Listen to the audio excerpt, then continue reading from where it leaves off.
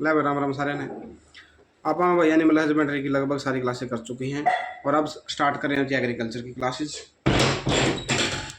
Agriculture में अब थोड़ा बेसिक तो स्टार्ट कराएंगे और सब कुछ शब्दावली स्टार्टिंग में करेंगे जी शब्दावली। फिर इंडिया में जो इम्पोर्टेंट रहेगा एग्रीकल्चर के बारे में, फिर जो हरियाणा में एग्रीकल्चर के बारे में इम्पोर्टेंट क्वेश्चन रहेंगे उनके बारे में पढ़ेंगे। तो आइए शुरू करते हैं।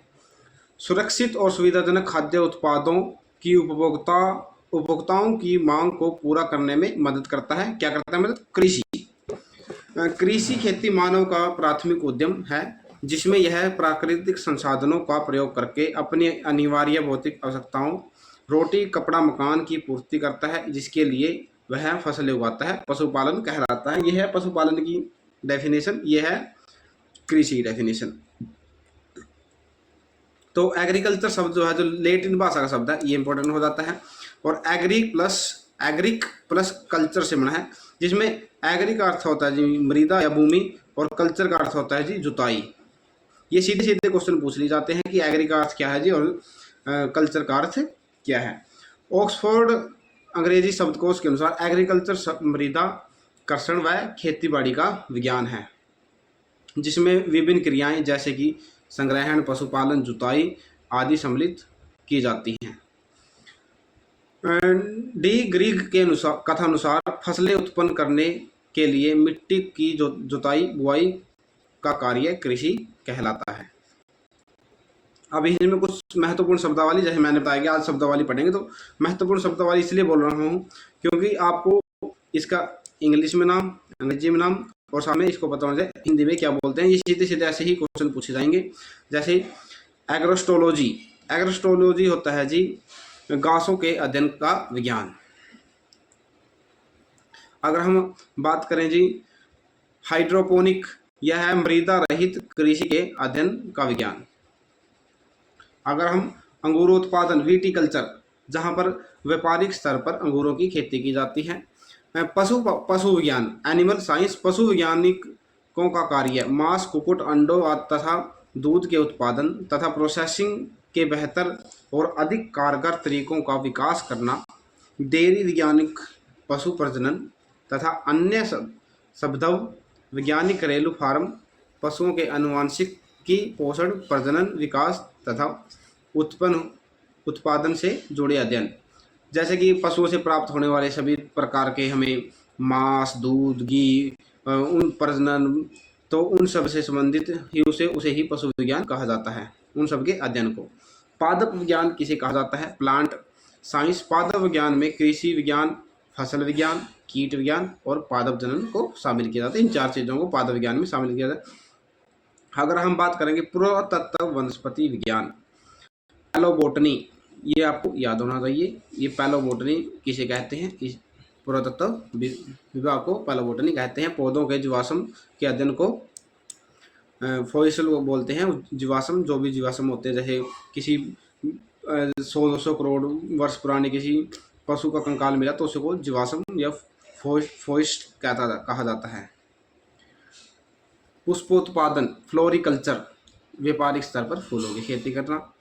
फल कृषि विज्ञान पोमोलॉजी, फलों के उत्पादन सुविधा और उनकी नस्ल सुधारने का तरीका को पोमोलॉजी कहा जाता है। इसमें एक नोट करने वाली बात जो है, कृषि विज्ञान वह कला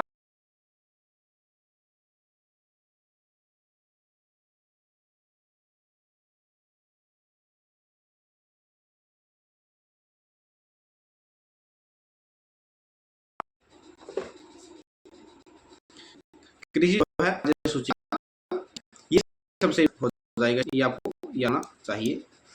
कृषि विज्ञान की शाखाओं के बारे में बात करें तो जैसे हॉर्टिकल्चर होता है जी सवारी और यातायात के लिए उन्नत प्रजाति के घोड़ों या खच्चरों के व्यापारिक स्तर पर पालने की प्रक्रिया।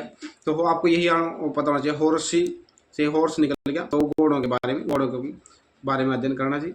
उद्यान कृषि हॉर्टिकल्चर, इसमें फल फूल सब्जी सजावटी पौधों आदि को उगाने का अध्ययन किया जाता है, हॉर्टिकल्चर। ओलिवी कल्चर होता है जी व्यापारिक स्तर पर जैतून की कृषि। क्रीमी कल्चर या केचुआ कल्चर होता है वर्मी कल्चर जी, वर्मी कल्चर व्यापारिक स्तर पर की जाने वाली केचुआ पालन की क्रिया। फाइटोजेनी, फाइटोजेनी होता है पौधों की उत्पत्ति और उसके विकास के अध्ययन का विज्ञान। मत्स्य पालन पीसी कल्चर, मछली पालन के अध्ययन को पीसी कल्चर कहा जाता है। एपीकल्चर बोला जाता है जी मधुमक्खी के पालन को। अगर आपको ये सब ऐसे याद नहीं होते तो आप मेरे कमेंट में कर सकते हैं, मैं इन सब की आपको ट्रिक भी अवेलेबल करा सकता हूँ। ये सीधे सीधे ऐसे ही पूछे जाएंगे कि फाइटोजेनी किससे संबंधित है, पीसी कल्चर किससे संबंधित है, एपीकल्चर किससे संबंधित है।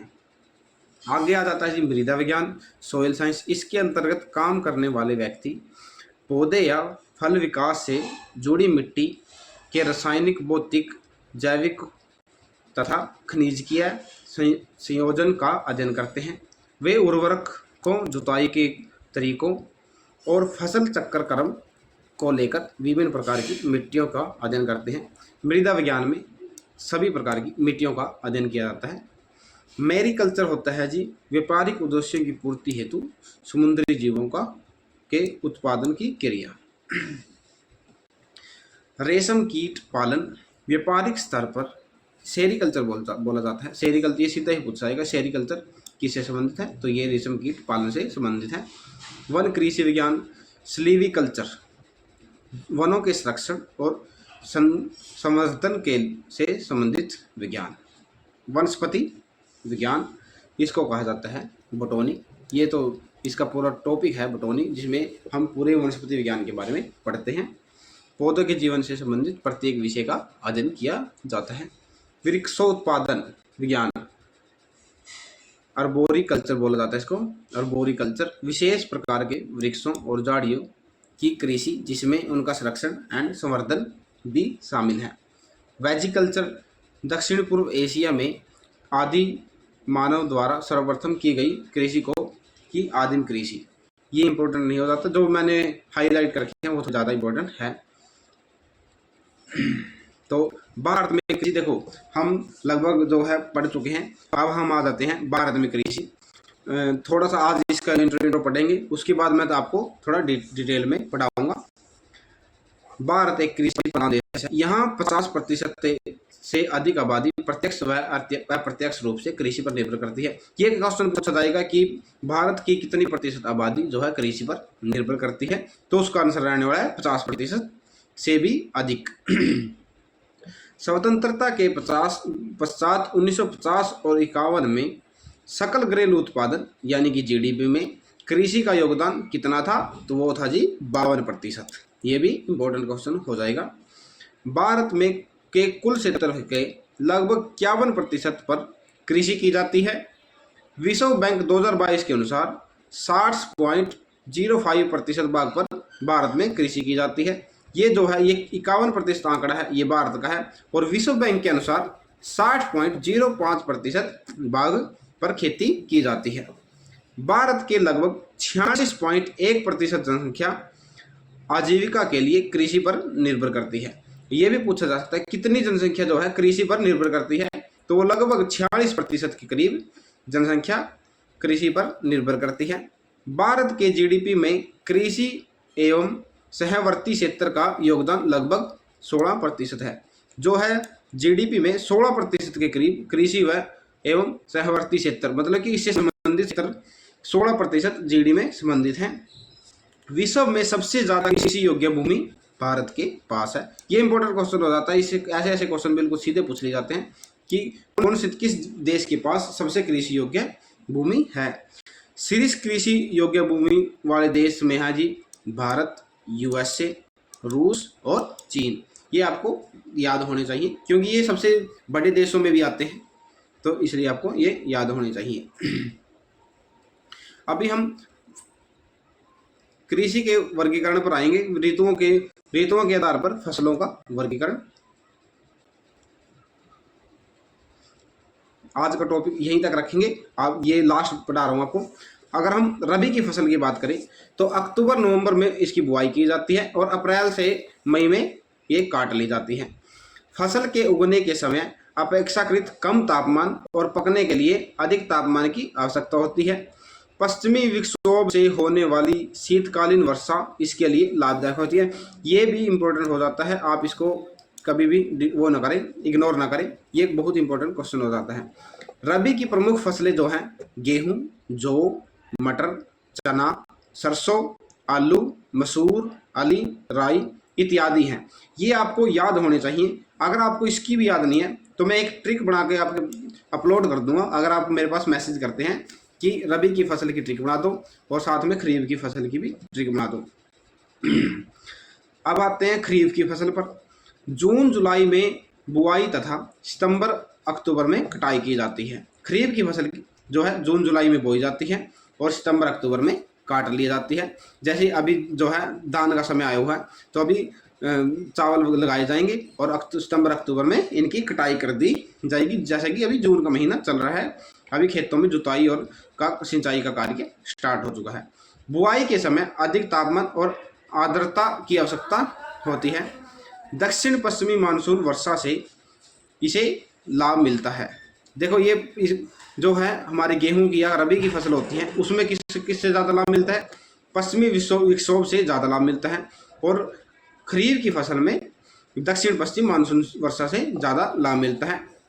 अगर हम इनकी प्रमुख फसलों की बात करें, धान, सोयाबीन, अरहर, तिल, मूंग, मूंगफली, कपास, तंबाकू इत्यादि ये इसके उदाहरण हो जाएंगे।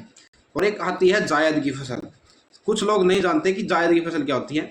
रबी और खरीफ के फसलों के बीच में जो समय आता है, रबी की फसल बोते हैं उसके बाद खरीफ की फसल बोने में, जैसे कि आप देख सकते हैं अप्रैल मई में कटाई कर दी जाती है और जून जुलाई तक खेत खाली रहते हैं। तो उस समय पर जो फसल बोई जाती है उसे ही जायद की फसल कहा जाता है। बुआई मार्च में और कटाई जून तक कर ली जाती है। ये ग्रीष्मकाल की फसलें हैं। इसमें क्या आता है? ककड़ी, खीरा, तरबूज, करेला, भिंडी इत्यादि फसल आती है। आज के लिए इतना ही रखते हैं।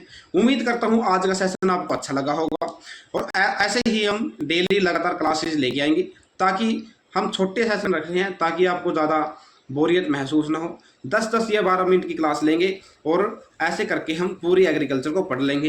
एनिमल हस्बेंड्री हमने पूरी कर दी है, उसकी PDF आपको टेलीग्राम चैनल के लिंक पर मिल जाएगी। हर एक एग्ज़ाम की इन्फॉर्मेशन मैं अपने व्हाट्सएप चैनल के लिंक पर भी डालता हूँ, वहाँ से जाकर वहाँ आप उसे ज्वाइन कर सकते हैं। Thank you. जय हिंद, जय भारत। लगे रहे तैयारी में। राम राम।